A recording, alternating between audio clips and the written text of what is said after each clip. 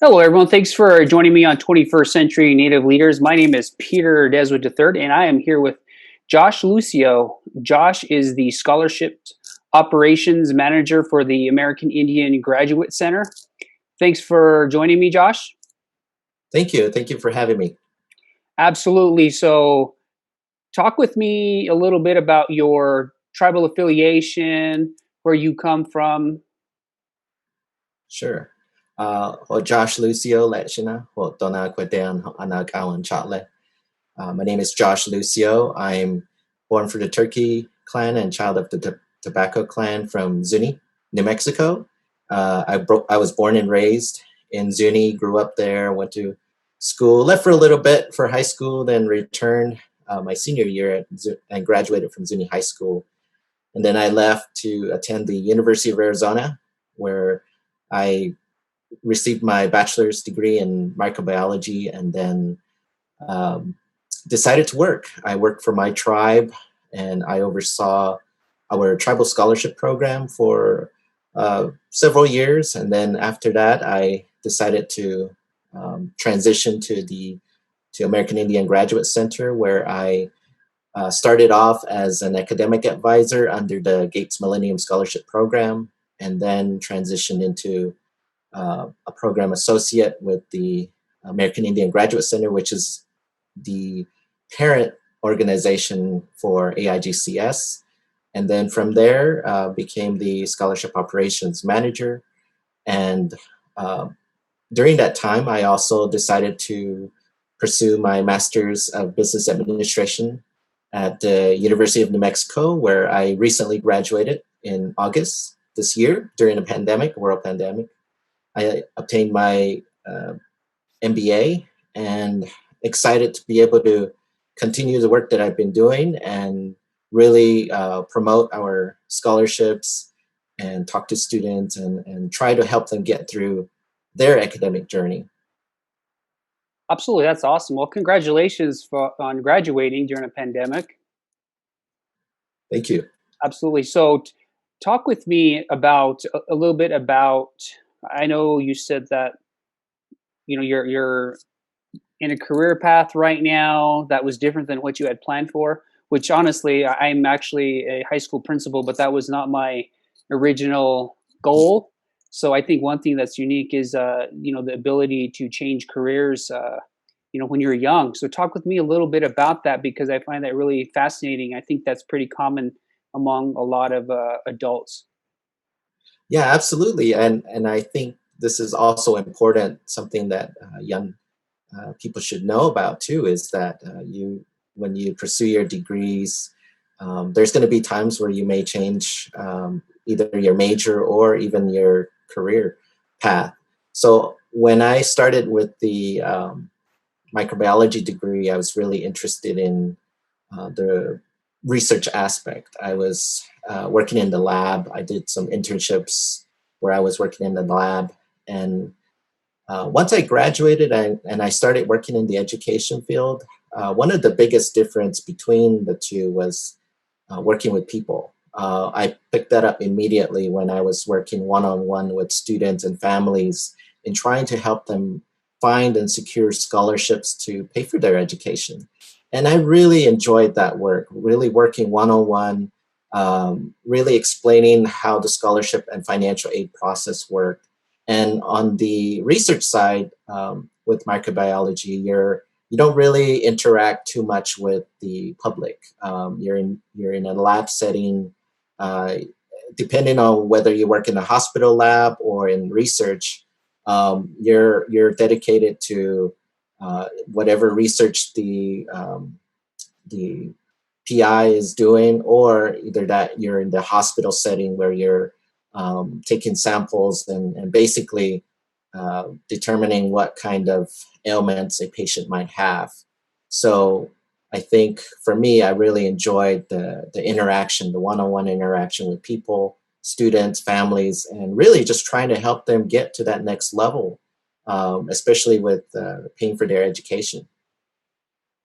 That's awesome. That's a really good point that you made there. And I think one thing, though, I mean, I'm not too sure if this was similar for you, but my wife and I, about both worked on. Actually, my wife is working on her PhD right now, and I'm Mm. all but dissertation. But I feel like once you understand that process, how to navigate it, when applications are due, uh, when funding is awarded, it's a tedious process. But I feel like once you get through that process, it's easy to navigate. And I feel my wife and I were able to do that with our oldest daughter that went to she got her bachelor's and a master's. But just with that experience, I feel though that my parents were not able to provide me with those resources. Do you find that pretty common with a lot of our native kids?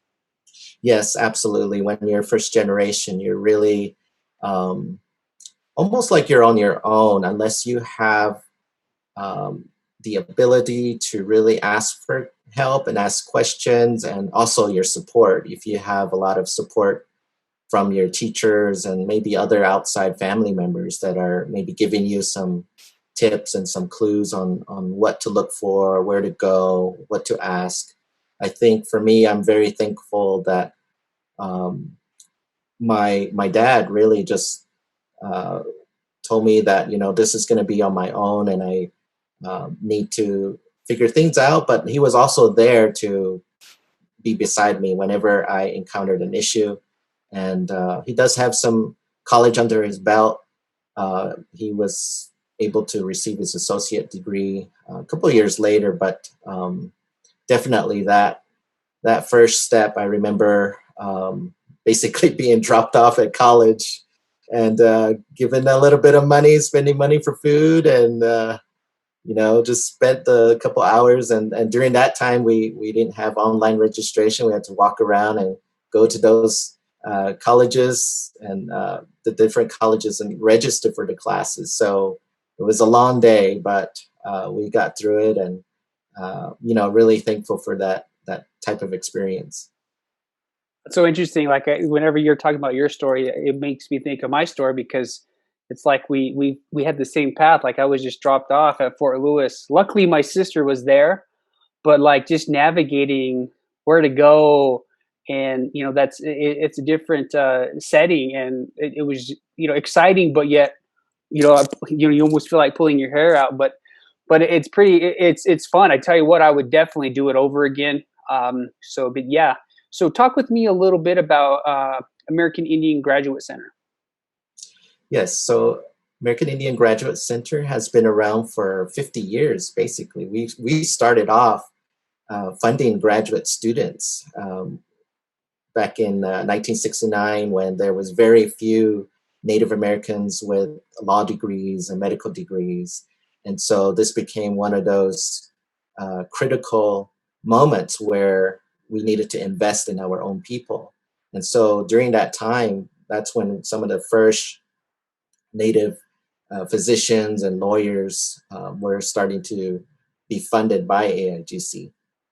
And then over the years, we funded over 2,000 lawyers, over 1,700 PhD, doctoral candidates, and all the way up to we're roughly around 15,000 alumni, starting from 1969 all the way to current.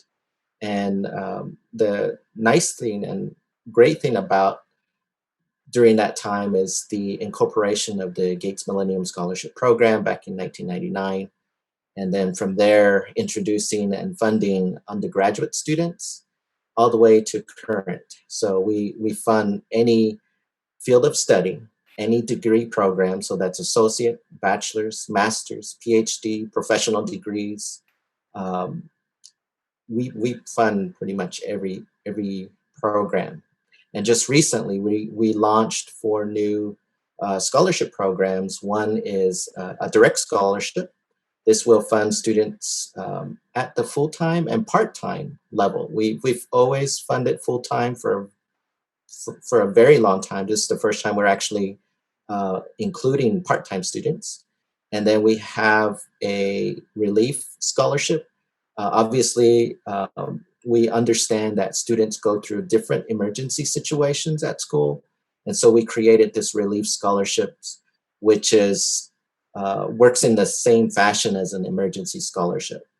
And then the other is a research impact scholarship. And this is meant for students who are pursuing their PhD and are in their research phase of their work. So the funding that's being provided is to help with that research process. The last is a access scholarship. And this is really cool because this is to help pay for those graduate entrance exam fees. So when students want to take the LSAT, the MCAT, the GRE, um, we can help pay for that. Wow, that's so awesome. I'm one of your alumni or Oh, great. alumnus. Yeah, absolutely. You guys helped me with my grad school. I went to Penn State, and then also for my doctoral work at Grand Canyon, and then my wife as well for grad school, and then now for her PhD. But I think that's one thing that I why I wanted to interview you as well, because the amount, even though it may be tedious to fill out the application and getting your grades submitted, it's well worth it, because I tell you what, I'm very thankful for the work you guys do and the funding you provided, because when my wife and I went back to grad school, like, our salary was cut in half, so that going down to making half of what you made before, that money, even though you tighten up your budget, that money, the AIGC, and also the Navajo Nation scholarship as well, helped us get through grad school and helped us, working on our advanced degrees. But that's why I was like, ooh, I'm glad you reached out to me, because the services you provide, I benefited from it, and I'm thankful, because now I live a life where I'm able to help students more and help my community, and use that education to make an impact. And I think that's what's powerful about what you're doing. So, I know you talk in general about the big picture of AIGC. So talk with me about your role. What do you do within AIGC, and do you work one on one with students, or do you provide the overall management of what goes on there? Yes, so I actually oversee a couple of our scholarship programs because we do work with different donors. And these donors that created these scholarship programs, I have to work with the donor, but also work with the students. When the students apply, I work directly with the students. I check their applications to make sure everything's complete. And once we get to the awarding phase and we award them, then I'm the person who also issues those scholarship checks to make sure that those funds are getting to the students, and also following up with them with their end of semester grades. We also want to make sure that they're um, doing well academically. Some of our scholarships have GPA requirements, so we have to make sure that they're meeting those. And just overall, making sure that they're doing okay in school. And once we review their grades, then they get the next disbursement. And then we repeat that cycle every year. So we have our busy months during the summer, which is when we have our applications due, and then we go through the review phase and then awarding phase, and then from there we work with the students. And in some cases, I do work with the parents. We get parents that will uh, ask questions about how the funding works. So I'll be able to answer their questions and work with them. A lot of our work is obviously virtual because our students are nationwide. So being at AIGC, I'm able to work with tribes all over the country, students from all over the US, and they're going to schools all over the country too. So that's what's very unique, very powerful about the work that we do and the service that we provide. And I'm happy to be there right in step with them.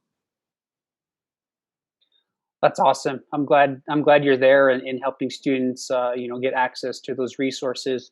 So, what are some of the biggest challenges students are facing, to get access to the resources you all provide?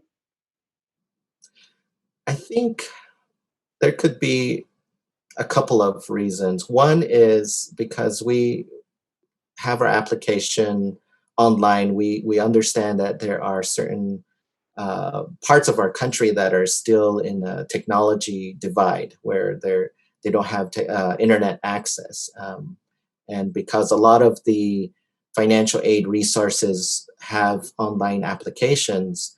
That's one barrier, but the other, I think, is our name. We try very hard to get recognized and for people to know who we are, where we're located, and what we're about. So as long as we can try to get our name out there and promote AIGC and our alumni talk about AIGC, I think we can certainly spread awareness about the services that we have. But I think definitely name recognition and technology access could be the two that I see the most. Wow. So, hey, just a little bit deeper. So, do you see a difference sometimes between your advanced degrees, maybe a master's and doctoral students, and the issues and challenges they are facing compared to the issues and challenges, 4 year or undergraduate students and AA students have? Yes, there's a quite a big difference.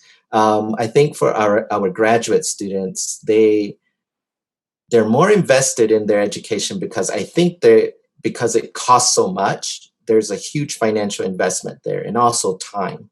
So they're very committed to making sure that they're taking care of any kind of paperwork. But their challenge is the cost. Obviously, graduate education, the cost of education is increasing, and so it can be difficult to find scholarships to support their program. So I think when it comes to graduate students, one of the challenges is definitely cost. However, for our undergraduate students, I think the issue is certainly, um, I think, access, because depending on where they're located, some will definitely find our application and some will not. And I think uh, we would see that in the number of applications we received. Um, we receive about 2,000 applications a year. So the native population in the country, I think, where we represent like 1% out of the whole US, and 1 or 2%, I can't remember the numbers, but that, we're going into the millions. So it would be interesting if those numbers could reflect the applications that we see. And so I think certainly the Southwest is heavily represented. We have, I think, a majority of our students are Navajo students from the Navajo Reservation. Next is Cherokee, um, tribes from Oklahoma, and then basically tribes in New Mexico, Oklahoma, Arizona. And then you get up into the northern part, North Dakota, South Dakota, Washington, Montana. We'll start to see those tribes represented. That's awesome. 2,000 students. I mean, it's like Christmas, and you guys are handing out money. That's the thing that's so awesome and powerful, and making education affordable and accessible for students. And I liked how you talked about that. So, whenever you think about what you do, right, the impact you're making on students, um, whenever I read the AIGC magazine, or the it's a magazine, correct? Yes. So whenever you all send that out, I love reading that. So talk with me a little bit about the magazine, the AIGC magazine. So the AIGC magazine is really a way for us to connect with the community and let the community know who our students are, because we really love those testimonials.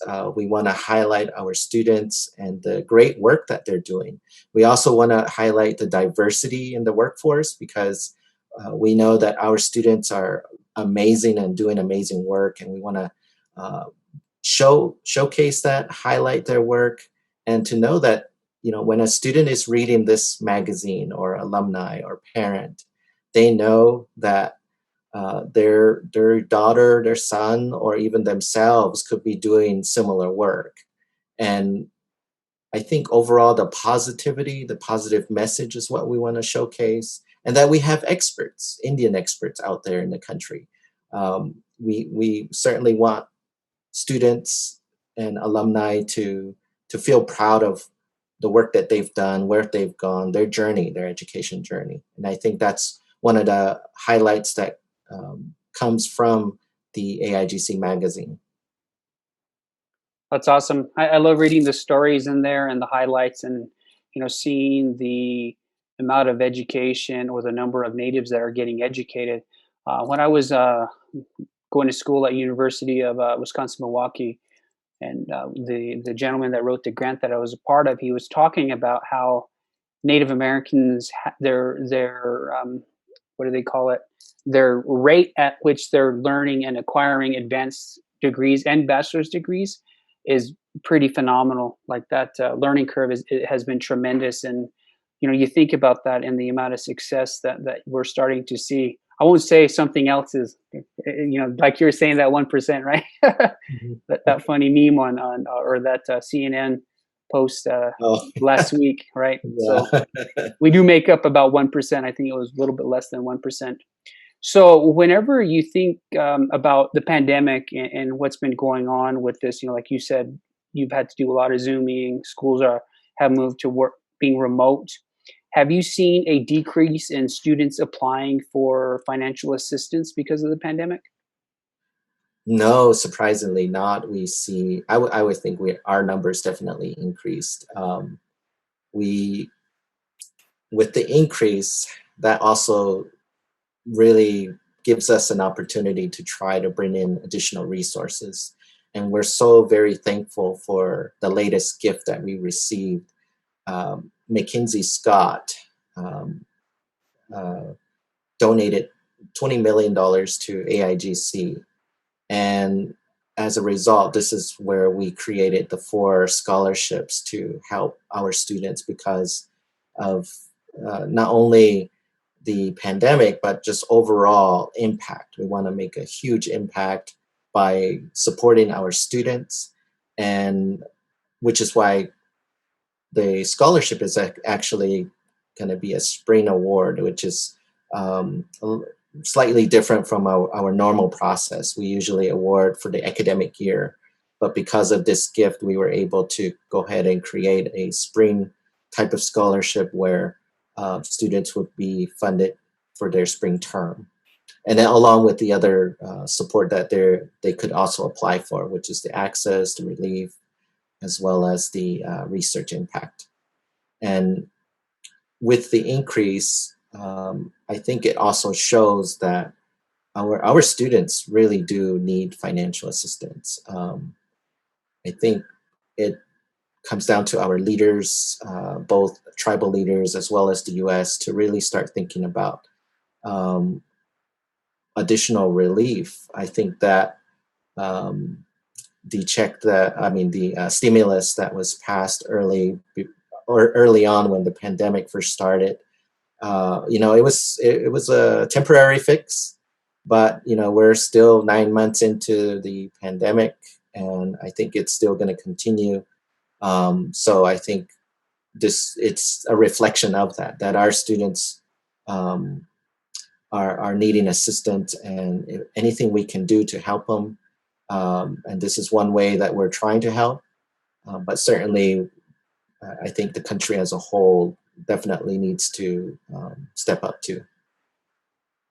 I completely agree with that. I think that's one thing, those funds that the CARES Act provided to students. I remember seeing online that Diné College in particular was sending money or checks back to students. And I think they really need it. I mean, especially for hotspots and things of that nature.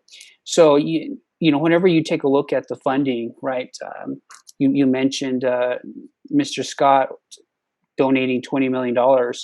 Is your funding source private donors, government, or talk to me a little bit about that? It's actually a mix of government funds, private donor funds, and endowments. So all of these are all working together to help support our students.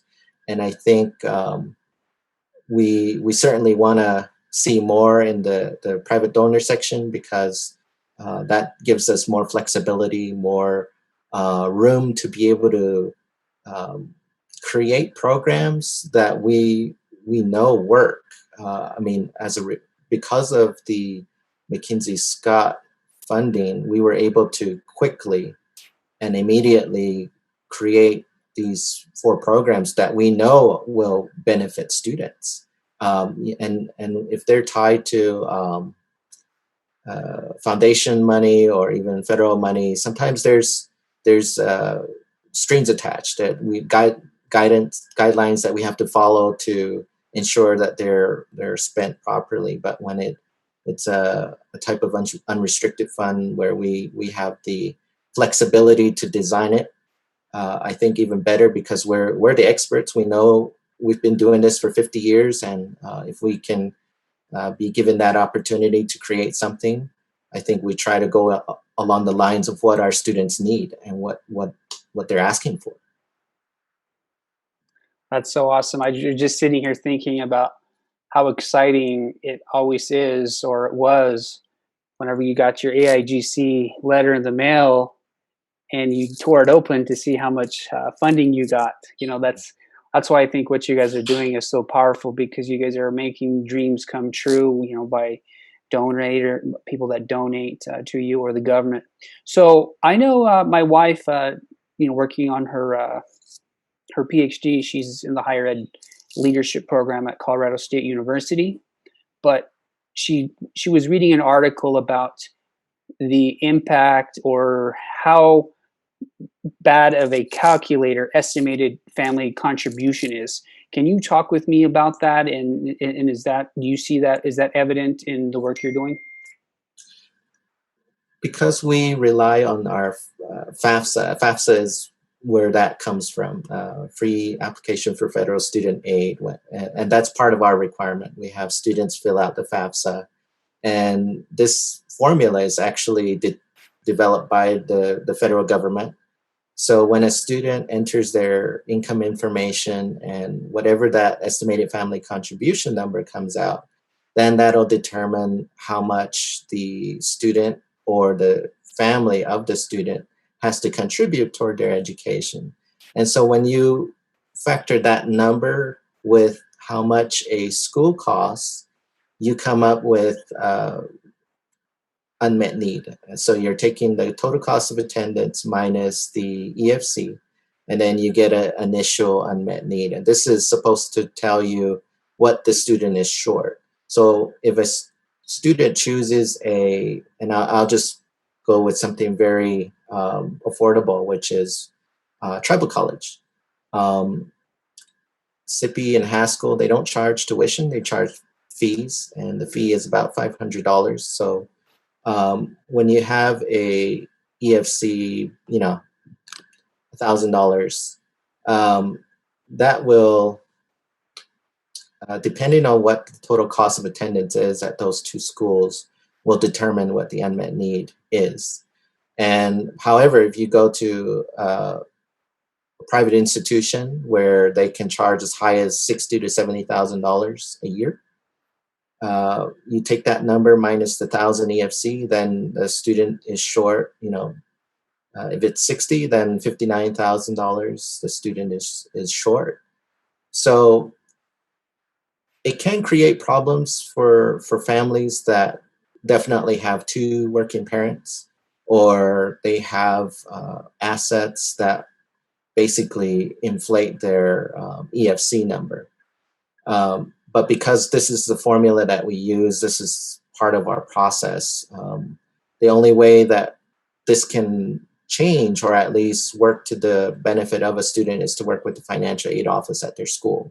So there are ways around that. I think the interesting thing is FAFSA used to, during my time in school, we had to wait till we filled out our taxes in order to fill out the FAFSA. But now that's changed. It's using prior year's income tax information. So FAFSA does become available. It does open October 1st now, and it's using prior year's income tax information. So if anything does change, like for example, we're in the middle of a pandemic, if anything does change with the family's finances, certainly first thing is to talk to the financial aid office and let them know what's going on, so that these changes can be made, some adjustments can be made. because with those adjustments, it does play a part in what kind of financial aid package they're receiving. Sometimes it can be caught early, before school starts, but if it doesn't happen, certainly during the year, um, I think scholarship organizations definitely do try to work with students, especially if anything changes, to make any adjustments on their awards if they need to. That's awesome. I'm glad you clarified that and how that works out. I think that's one thing that's really confusing to a lot of families, and the EFC and the unmet need and Mhm. that fluctuation that happens. So I know in the election recently, I think Biden Harris, part of their platform was about trying to make college free for students. Talk with me about how that will impact AIGC. Well, I definitely am interested in what they mean by free, because if we're talking tuition, that's just one line item in a student's budget. Because if tuition becomes free, then I'm, some cases fees may go up, or fees may stay the same, because tuition and fees, schools do distinguish the two. For example, here in New Mexico, we have the New Mexico Lottery Scholarship. This scholarship pays for tuition, um, and it covers them for 8 semesters. And so it's just tuition. It doesn't cover fees. And so, the student does have to find financial aid money to cover the fee, as well as their dorm, their meal plan, their gas money, their personal spending money. So I think in terms of impacting Native students, if it's just tuition, then I think the financial aid funds that students do get can go toward other items, which is basically uh, more toward fees, or more toward the dorm or meal plan, or uh, books and supplies. It just really depends on what areas start to see an increase.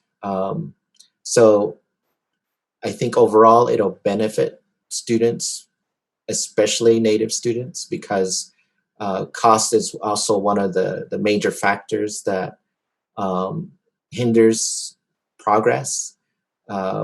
Trying to decide whether to invest in education in themselves, or try to find work that will pay minimum wage.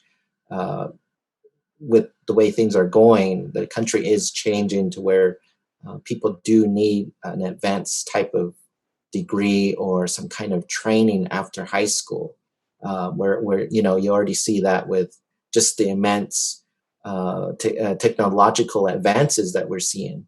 So people need to keep up with that.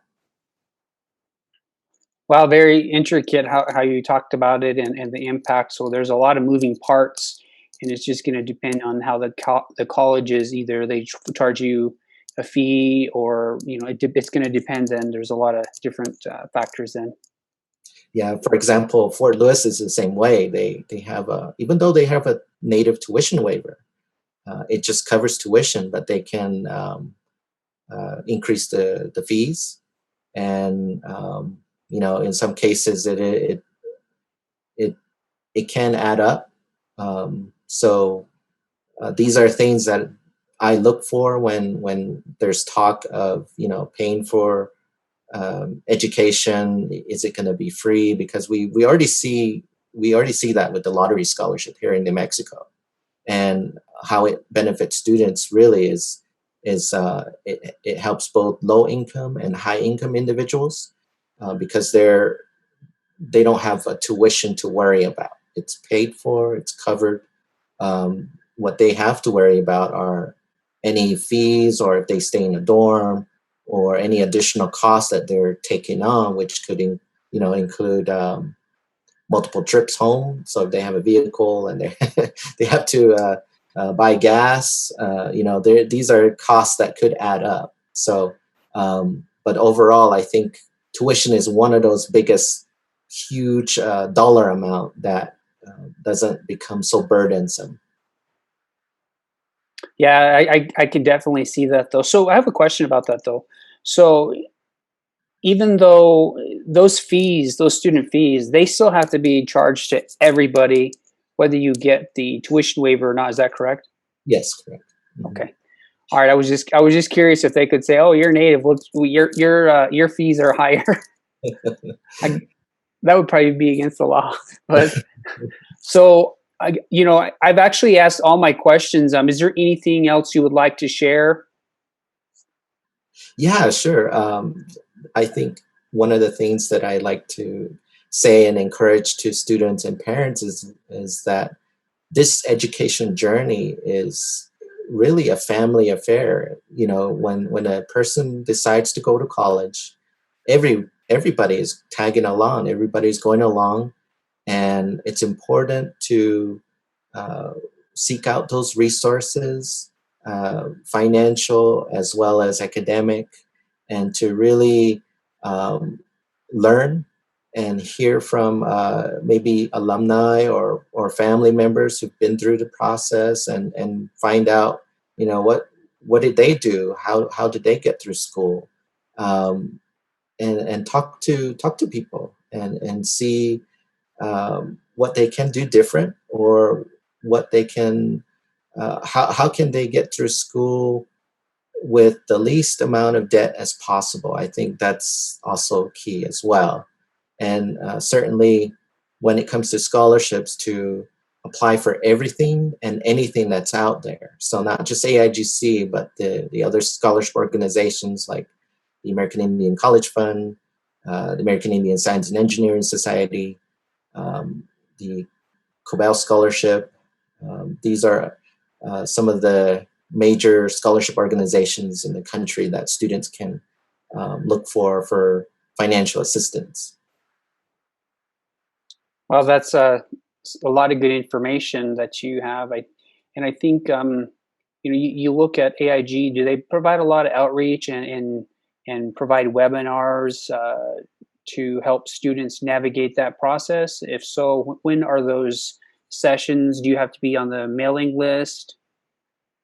Yes, we actually just recently did a Empowering Scholars Summit, which was um, it started off as we were going to host it at Humboldt State University. We were planning to um, fly students there for a week and basically learn about um, how to apply for scholarships. But because of the pandemic, we had to transition to virtual format. But a couple weeks ago, we hosted this event online, and the video is accessible on our Facebook page, where we basically talk a little bit about resumes, and they're hearing from experts as well about what it's like to go through school. We also have a student resources page on our website at aigcs.org. This is where students can really, at any stage of their college or education journey, they can look up information. So we have a college life section, a pre-college section, and even a graduate student section. So we're capturing students when they're thinking of college, and then we're capturing students when they're in college, and then we're capturing students who are about to graduate college and are thinking about career, and then also those who are uh, in graduate school and are obviously planning for their professional careers. So we do have our webpage. We also do different workshops and presentations depending on what's available and out there. And we currently have a really new, exciting program called Rising Native Graduates. This is region specific, which is in the Washington state area, Oregon, Idaho, and I believe Montana. Those are in Alaska. Those are the states we're currently focusing on and working with current juniors and seniors in college, getting them ready for graduate school. So if a student is interested in graduate school and wants to be mentored, we would bring them in our program and basically mentor them to get ready for graduate school. So that's one of our newest programs that we launched, and we were recruiting couple last month, I believe, and I believe we extended the deadline. I would have to check our website to see exactly when the deadline is for that particular program, but it has to be in those states though. Wow, you guys have a lot of things going on, and I think that's Mhm. one thing that is nice is that access in showing students how to gain the skills to navigate it. Because honestly, I really do. I think it's there. Each of those programs, like AIGC, there's procedures you have to follow. There's deadlines, you have to meet, and I tell you what, it's just powerful the work you all are doing. And how can people contact you for more information? They can certainly reach me by email. I think that's the best because we're all still working from home. My email address is Josh, that's my first name, Josh, at aigcs.org. And they can also find me on Facebook. We have a Facebook page, AIGC Facebook page, where they can get the latest information that we announce, as well as LinkedIn. We're on Instagram. So these are places where students can find us, and definitely, um, I do want to point out as well that AIGC is, we're just not about scholarships. It's not just transactional. It's actually ensuring student success, and that's where the mentoring program that I mentioned earlier that comes into play. As advisors, I do have an advisor role as well. So um, although I issue those scholarship checks, I do have to check in and ensure that the student, our client, is doing well academically. So if they were to encounter any academic issues, we do have a process where we try to get them back on track. And that's basically having some counseling sessions where we go through, you know, basically we do an assessment. What could be the problem? How can we fix it? What are the solutions? So we do that from our end as a scholarship organization, but we also empower the students to seek resources as well at their campus that they're currently located at. So it's basically making sure that we are providing the support both financially as well as academically to ensure the success of our scholars. Wow, that's powerful, the amount of work you guys do and the different types of programs you guys have. Josh, I'm all set. I do appreciate you sharing and taking some of your time out of your busy day to talk with me and educate people about the services you all provide. And you know, I think that's a lot of like we were talking about, educating students, native students about how to get through these. I hate to say it, but they are kind of hoops, right? These hoops are set up Mhm. to get funds to people. But again, I appreciate the work you guys are doing, and I benefited from what you guys do. So I appreciate it. And um, if you have questions or need anything shared, I can share stuff as well. I try to share as much as I can from the AIGC page, and because it's important information for our Native communities and families. So, but we're all set. If you could send me a picture, that way I can put it on the back of the podcast, or maybe the AIGC emblem. That way I can put it side by side. Sure, I can Okay, do that. Yeah, thank you for having me, and I appreciate you taking the time also for allowing me to be on your show and your podcast and be able to talk a little bit about what we do and spread more awareness about the support that we can provide. absolutely. Again, continue doing the good work. Okay. Thank you. You too. All right. We'll talk with you later. All right. Thank Yep. you. Bye bye. Bye.